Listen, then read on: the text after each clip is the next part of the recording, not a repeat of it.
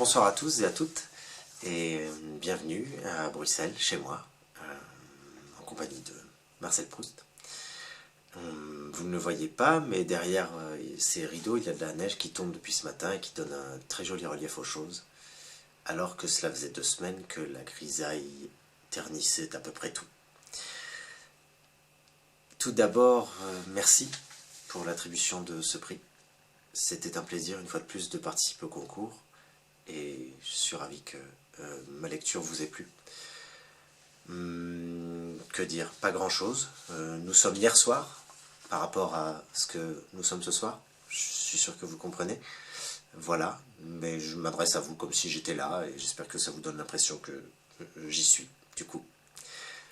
Voilà, sans plus tergiverser, je vais lire non pas un extrait, mais 3, qui sont tous du temps retrouvé, et qui parlent tous, et je pense sont bien connus d'ailleurs, de la littérature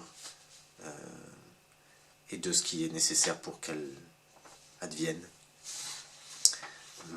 et de nous autres lecteurs aussi. Très bien.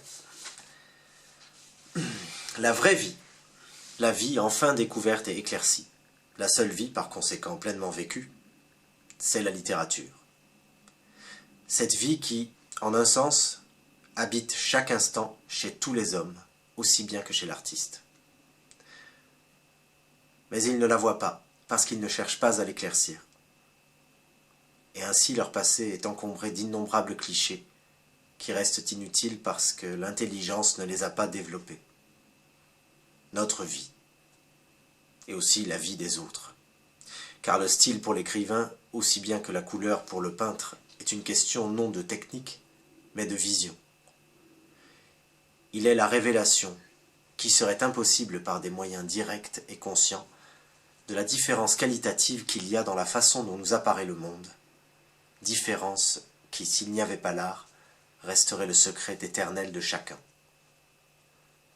Par l'art seulement nous pouvons sortir de nous, savoir ce que voit un autre de cet univers qui n'est pas le même que le nôtre, et dont les paysages nous seraient restés aussi inconnus que ce qu'il peut y avoir dans la lune. Grâce à l'art, au lieu de voir un seul monde, le nôtre, nous le voyons se multiplier. Et autant qu'il y a d'artistes originaux, autant nous avons de mondes à notre disposition, plus différents les uns des autres que ceux qui roulent dans l'infini, et, bien des siècles après qu'est éteint le foyer dont il émanait, qu'il s'appelât Rembrandt ou Vermeer, nous envoient encore leur rayon spécial.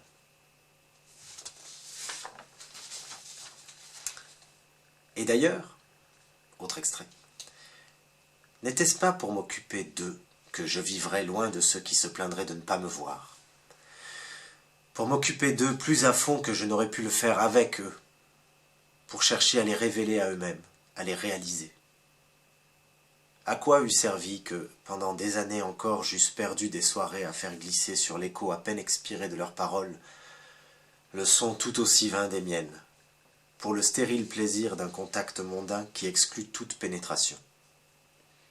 Ne valait-il pas mieux que ces gestes qu'ils faisaient, ces paroles qu'ils disaient, leur vie, leur nature, j'essayasse d'en décrire la courbe et d'en dégager la loi?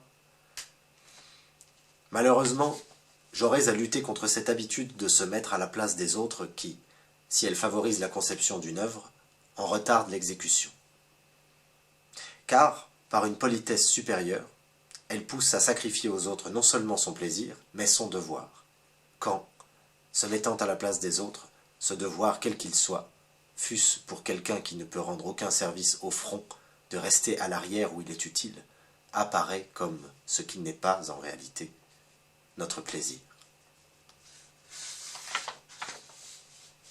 Mais pour en revenir à moi-même, dernière transition de Marcel Proust, je pensais plus modestement à mon livre.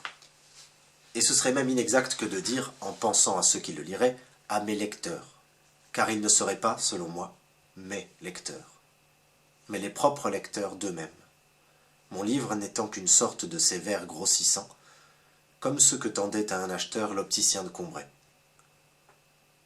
Mon livre, grâce auquel je leur fournirai le moyen de lire en eux-mêmes. de sorte que je ne leur demanderai pas de me louer ou de me dénigrer, mais seulement de me dire si c'est bien cela, si les mots qu'ils lisent en eux-mêmes sont bien ceux que j'ai écrits.